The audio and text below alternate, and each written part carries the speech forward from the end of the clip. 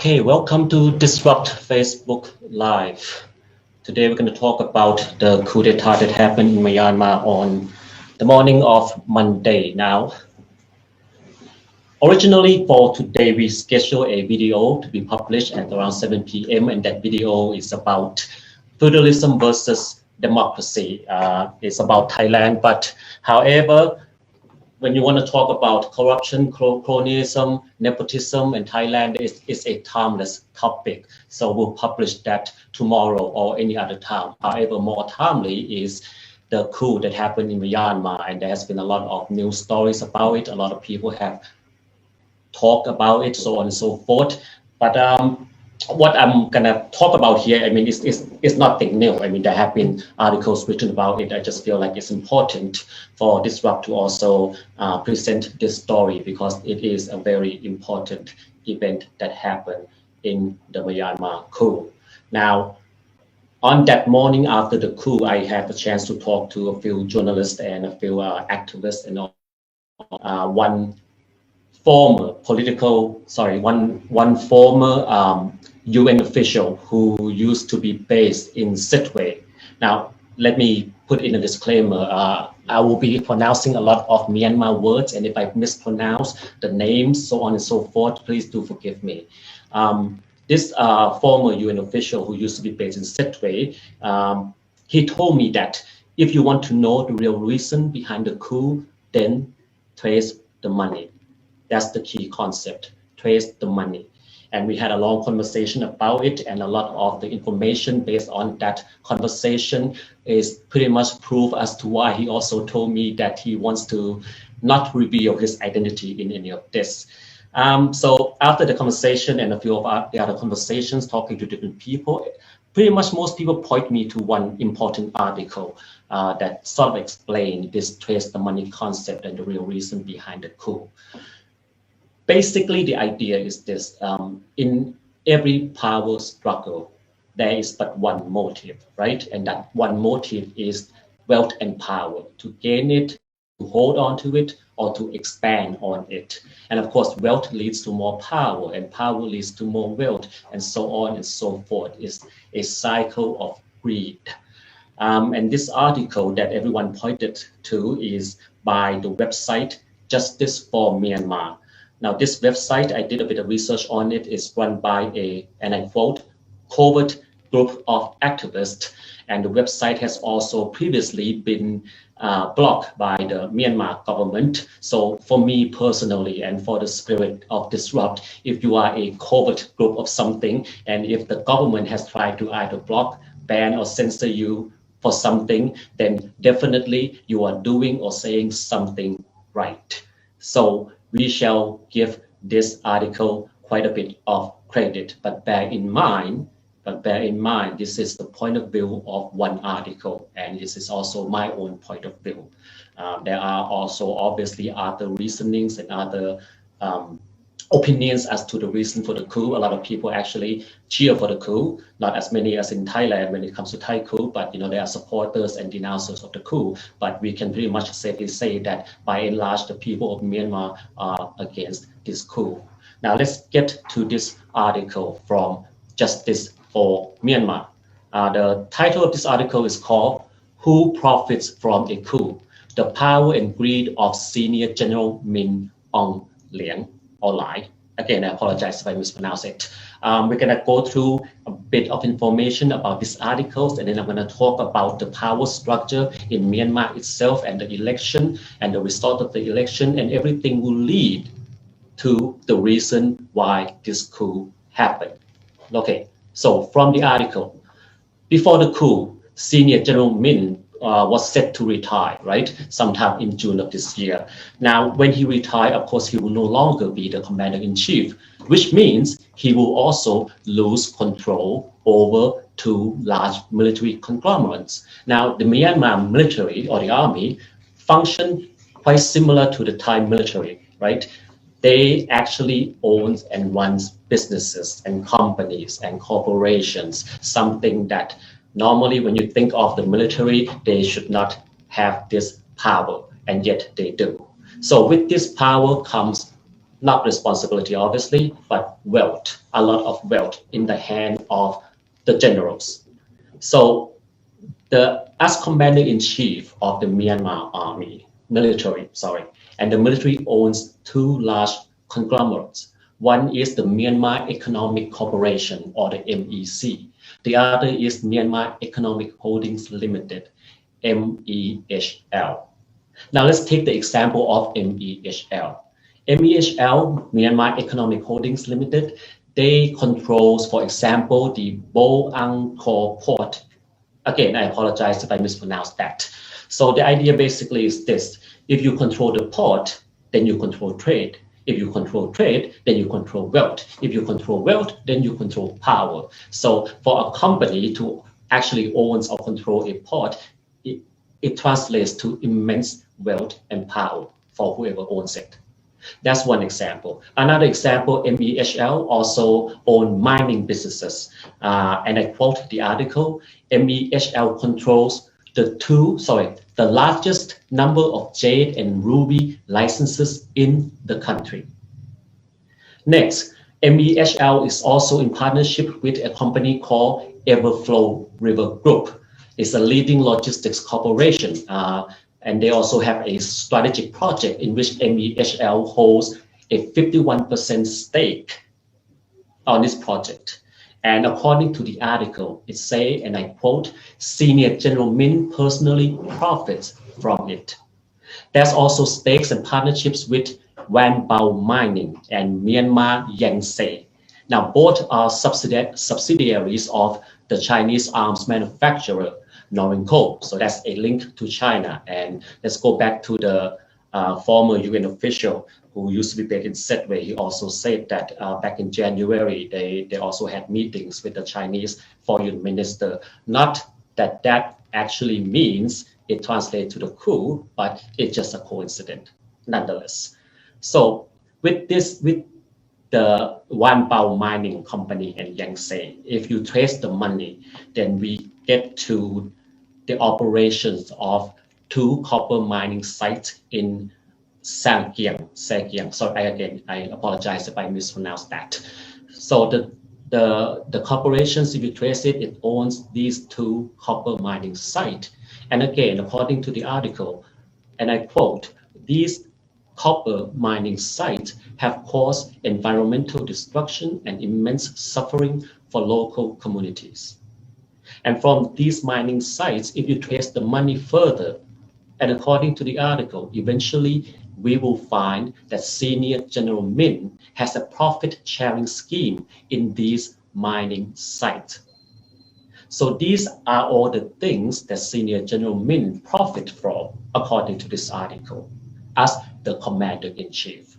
So if the coup did not happen, right, and he was set to retire in June, and after June, he will no longer be commander-in-chief.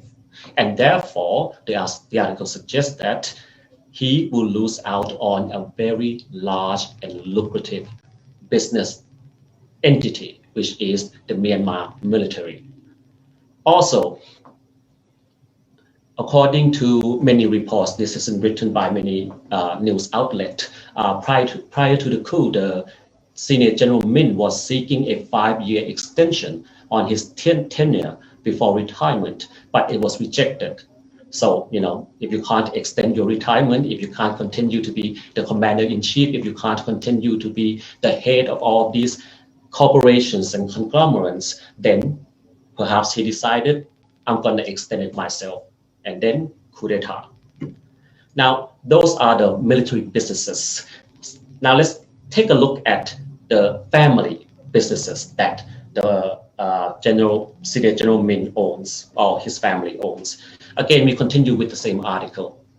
General Min's son, Ong Pei Sun, and again, I'm going to keep apologizing for my mispronunciation, but the general's son also runs a number of lucrative businesses, including a medical supply company, A&M Mahar.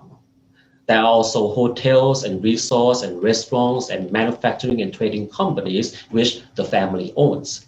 So in conclusion, with this part, the family business, the article states, and this is a quote, As long as the military remains outside of democratic oversight and Senior General Min Aung Hlaing can continue to abuse his power for personal gain, it's not possible to gauge the families through wealth and assets, right? So that's the picture of tracing the money, showing that as commander-in-chief, you make a lot of profit. To lose that position, which General Min was about to, means losing out on all of these profits and also all the power that comes with it. So next, let's take a look at the election briefly and the power structure. And again, this has been written in many articles already. In Myanmar, the parliament, their parliament, 20%, according to the constitution, 25% of the members of parliament are military appointees. This is kind of similar to Thailand's 250 senators, right? They are there in both countries. They are there to make sure the sustainable power of the military in the government. But the problem is General Min doesn't have the foresight of, let's say, General Prayut. 25% of parliament isn't enough. That's only 1/4 of the people who have the power to vote for the national leader.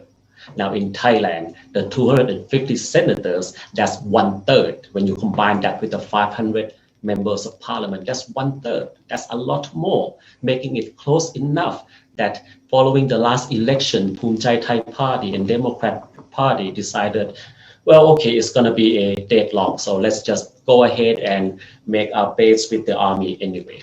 Right? But sorry, I digress about that.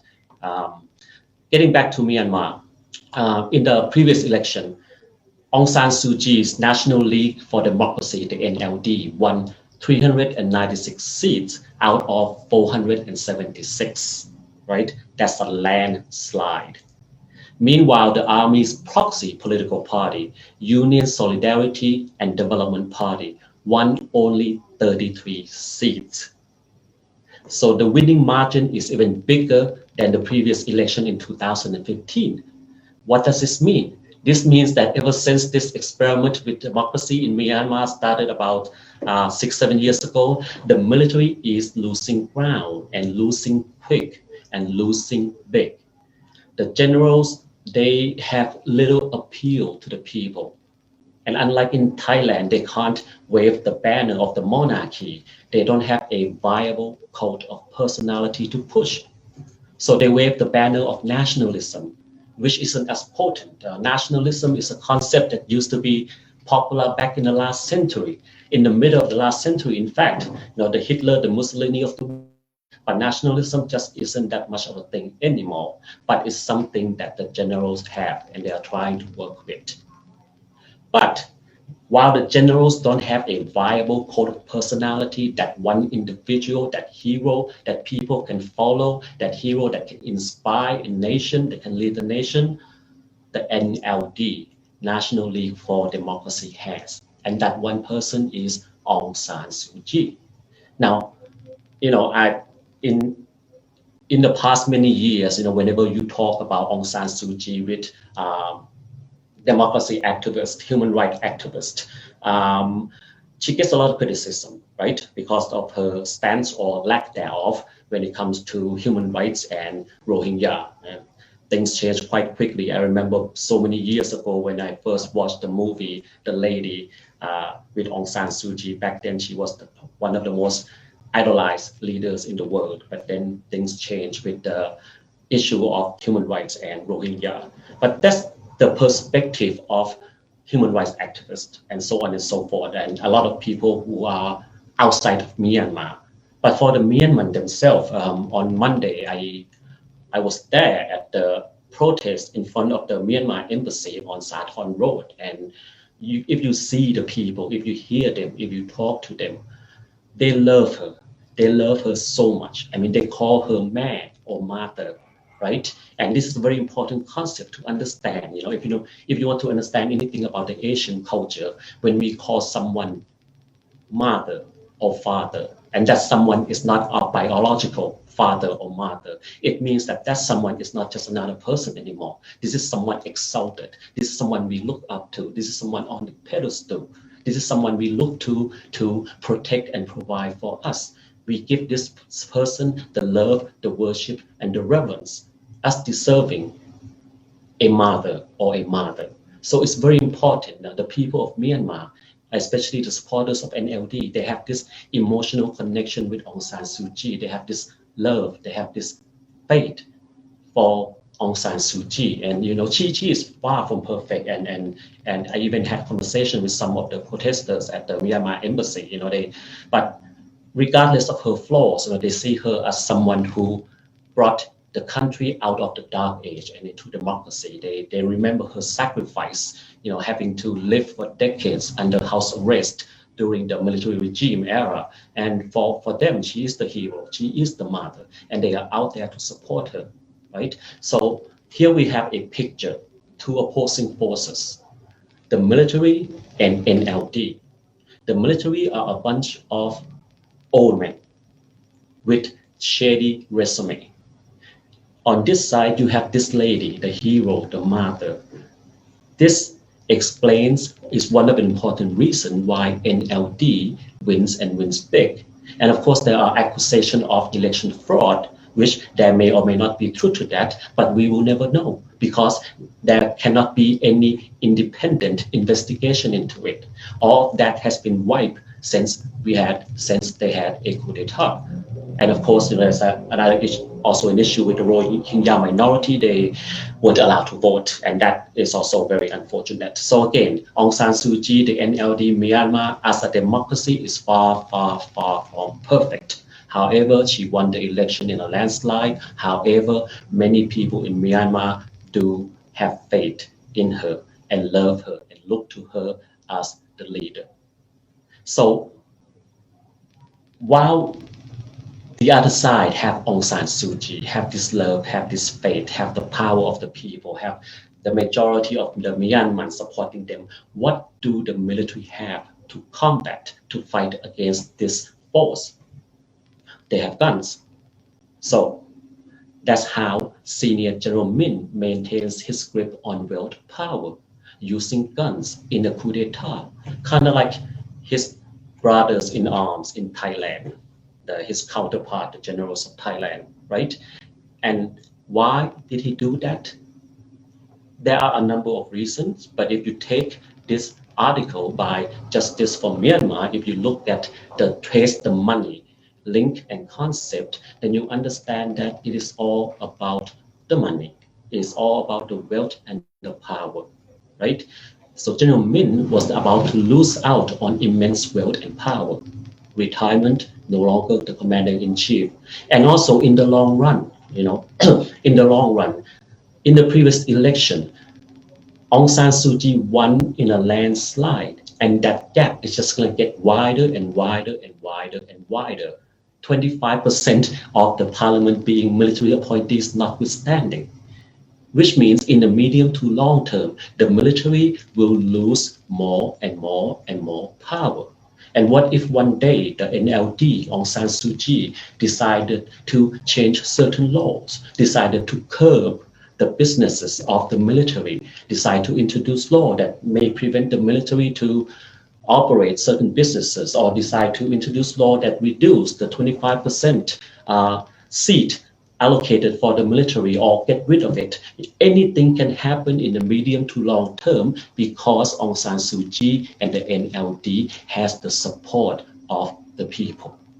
And in a democracy, the support of the people is the true power. So why would General Min let things go that far? There has been an experiment with democracy. The military thought they could still handle things. They could still be in there. They could still be in charge, although behind the shadow, they could still have their people in there to make sure things run smoothly, to protect their interests. But if things are not looking good, if things are not turning out as they has suspected, then they have guns. They can take that power back anytime, kind of like Thailand, right? So in this world of competition, the goal is to achieve wealth and power. So if you want to understand why there's a coup in Myanmar a couple of days ago, or if you want to understand why there's a coup in Thailand in 2014 or any time before that, it's just a matter of tracing the money, a coup for fairness and justice, a coup for democracy, a coup for this and that is all hogwash. Trace the money, and it's about power and money. And that's pretty much the explanation of why there was a coup in Myanmar. And again, you trace the money, you apply the critical thinking analysis there, and you take it and apply it to Thailand, and voila, you get the same thing. That's pretty much all that I have to say about the coup in Myanmar. Let me see here.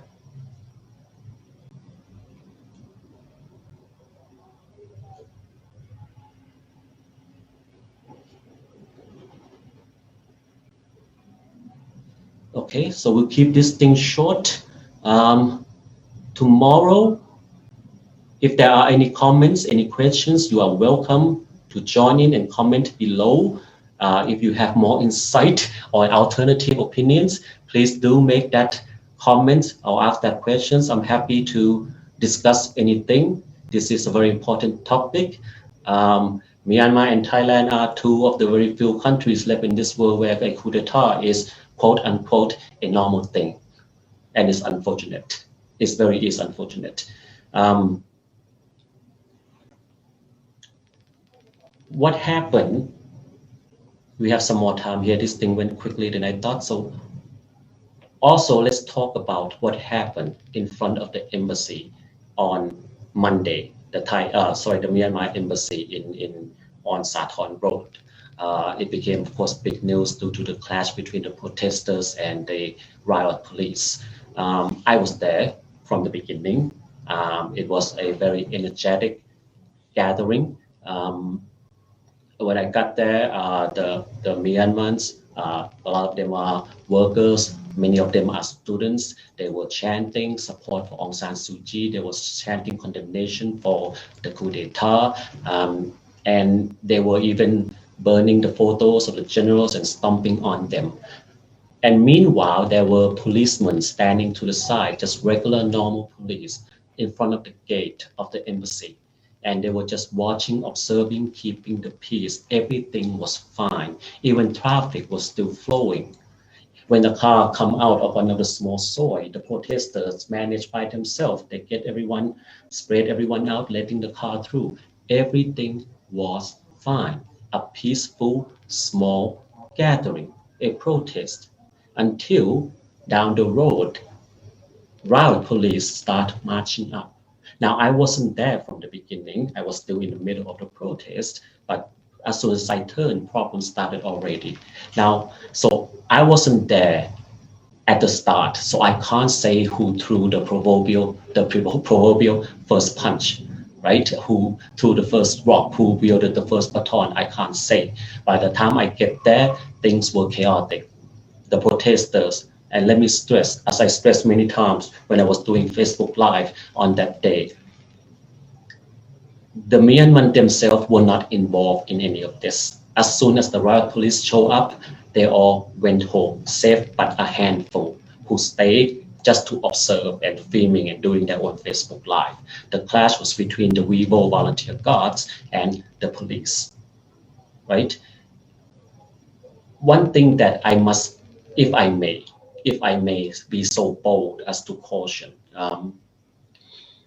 there are a lot of saying in Thailand during the past year of the protest, the king can do no wrong, General Prayut can do no wrong.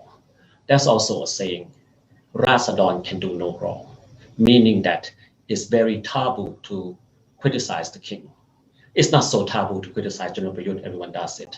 But also, in the past, it has become taboo also to criticize the Rasadon movement. But they should not be above criticism. And again, to be fair, what happened on Monday is not the work of Rasadon, it's the work of the volunteer guards. And I understand completely. There's a lot of anger there's a lot of anger and justified anger for the treatment that they have received from the police for many, many months. The persecution, the harassment, the nighttime arrest, the water cannon laced with chemical gas, so on and so forth, the mistreatment, the abuse of human rights, all of this have been done. So anger is understandable. It's understandable, it really is. But violence is not excusable regardless of anger. There were a lot of protesters throwing rocks at the police, wielding sticks and pipe and hitting the police. The police hit back, of course. The police are in the wrong, of course. They should never have been there in the first place. They should have left a peaceful gathering alone. But two wrongs don't make a right. And also, very importantly, the side of the pro-democracies do not need to give the government any more ammunition to use as propaganda to paint the pro-democracy movement as violent and unlawful. But it did happen. There were some hotheads and some were arrested. I saw one person arrested myself. He was standing behind us, the reporters throwing rocks at the police. And even the reporters were telling him, stop throwing the rocks, stop throwing the rocks. He wouldn't stop throwing the rocks. And then the police charged at him, grabbed him, put him in handcuffs. That happened. Is the reality. And it must be said. So just a humble opinion. It's understandable to be angry. It really is understandable. But please, if you can, do not give any more ammunition to the government to use against you. You can't fight batons and shields and water cannon guns and real guns with rocks and sticks. For this movement to be legitimate, to swing any percentage of the silent majority, we need to be better. We simply need to be better than this government. We need to be better than the military. We need to be better than the police. We can't fight force with force because we can't win. And by we, I mean we in general. We have to be better. And it's very unfortunate that the violence happened. And the result of the violence are many people injured on both sides, and at least 6 of the protesters, the Vivo volunteer guards, were arrested. And that's pretty much where we are at right now.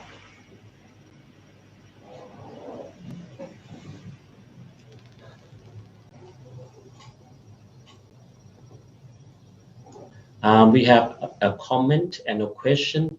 One comment is from Kun Pongthorn. The generals are all about power and wealth, which is of course true in Myanmar and in Thailand. Another comment, a question, is Myanmar a UN member? That's a good question. I haven't actually checked on that. It is. If you Google it, it is a UN member, and as is Thailand.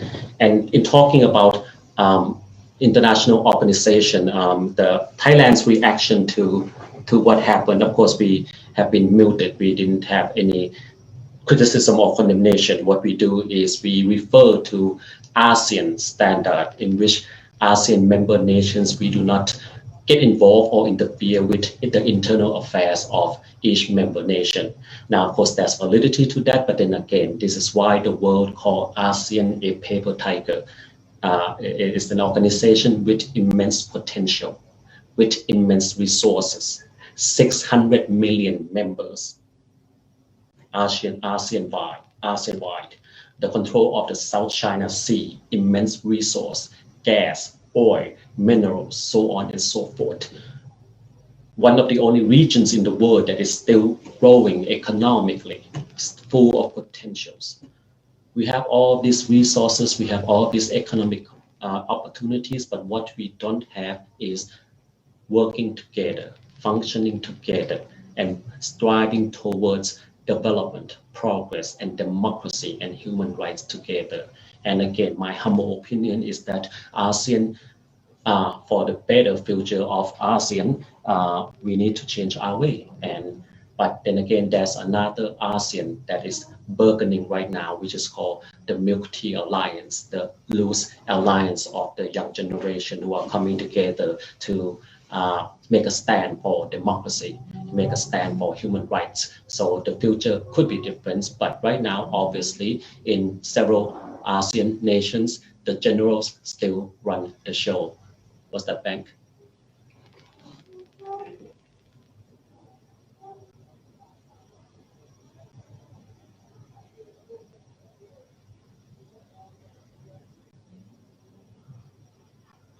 Okay. Well, thank you, Mark Wolf. I must say your talks are insightful and your videos are clear. Well, thank you for that compliment. It does help us keep going.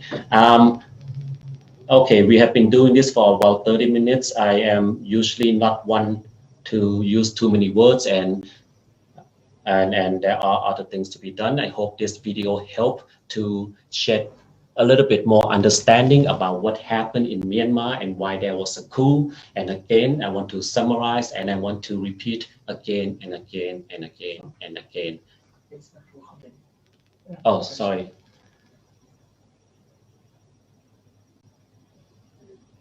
Okay, Mark Wolf has a question. Okay, so I'm just going to answer this question. The question is, what is your opinion of the chances of violent conflict on the streets of Yangon? Well, of course, I can't predict whether or not there will be violent conflicts, but this I can say. The people I talked to in the street during the protest on Monday, and also activists and journalists and my colleague, the former UN official in Myanmar, they all say the same thing. The NLD and the people do not want violence, and they will try not to let violence happen. A young lady I talked to at the protest even said that Aung San Suu Kyi has not called for a protest against the coup because they know that if there's a protest, there could be violence.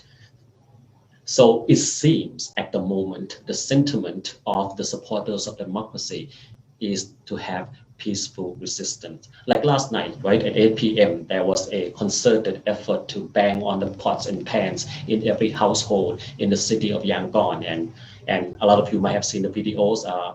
A video was passed to us at Disrupt, which I posted last night. And there were some other videos that I saw on social media, shot from buildings. And you see these buildings covered in darkness and the sound of pots and pans being banged as a sign of civil disobedience.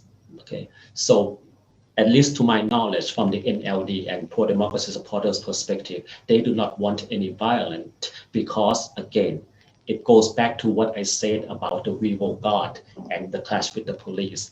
They know they cannot win.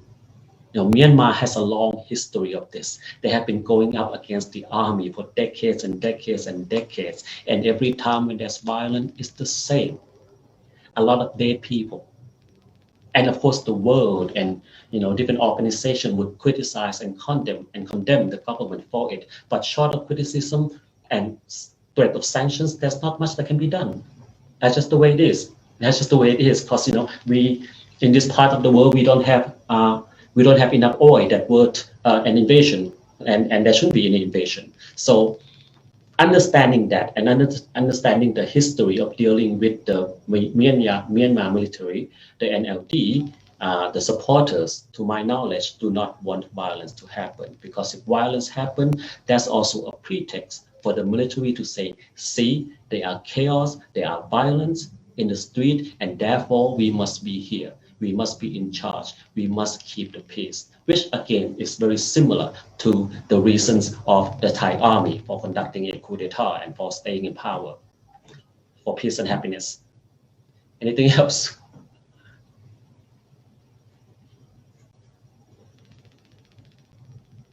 Okay, Kun Wai Chiang Kong. What if all or most of ASEAN countries controlled by dictator? Will our region become more developed? Will we be more developed if we are controlled by dictators? Well, I think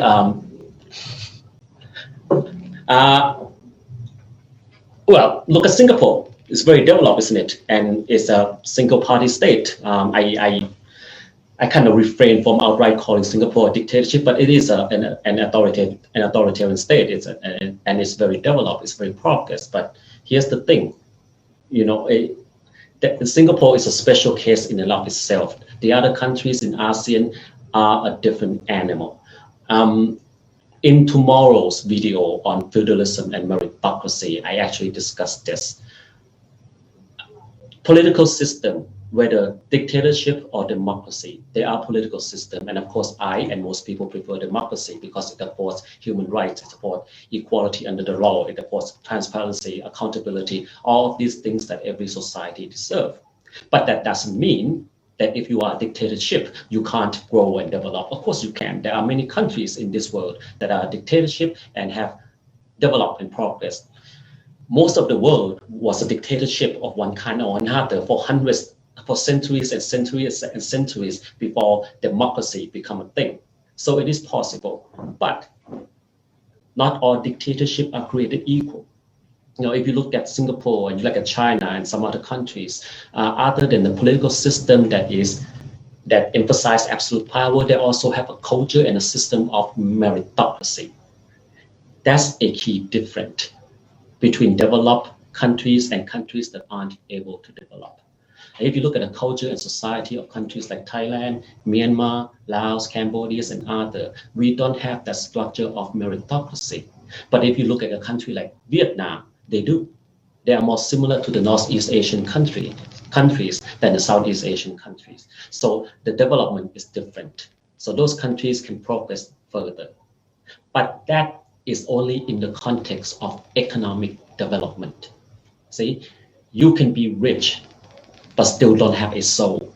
You can be rich, but still be an asshole.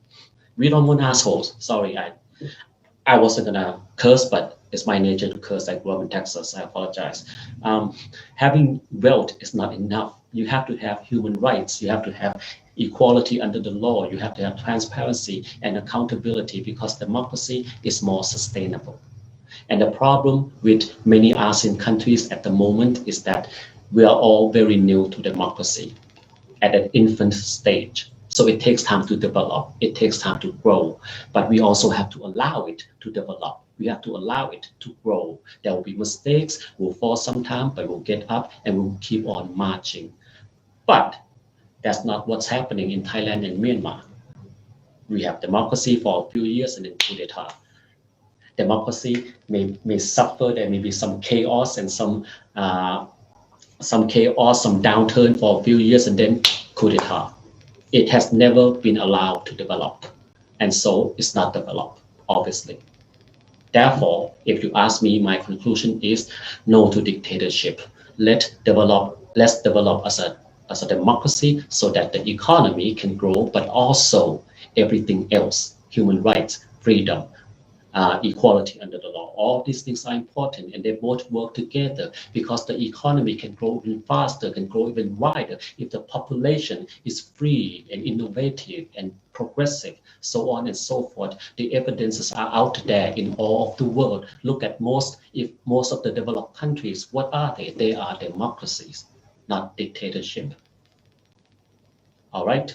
And that's for the last question, the last comment. Thank you for joining me. And if possible, I'll try to do more of this live talk and hopefully we'll get questions and answers and comments. I would love to make this thing a discussion because I do not claim to know everything, obviously. And discussion, free speech, talking, exchanging ideas, even if you disagree with me, this is all great. This is about the spirit of disrupt.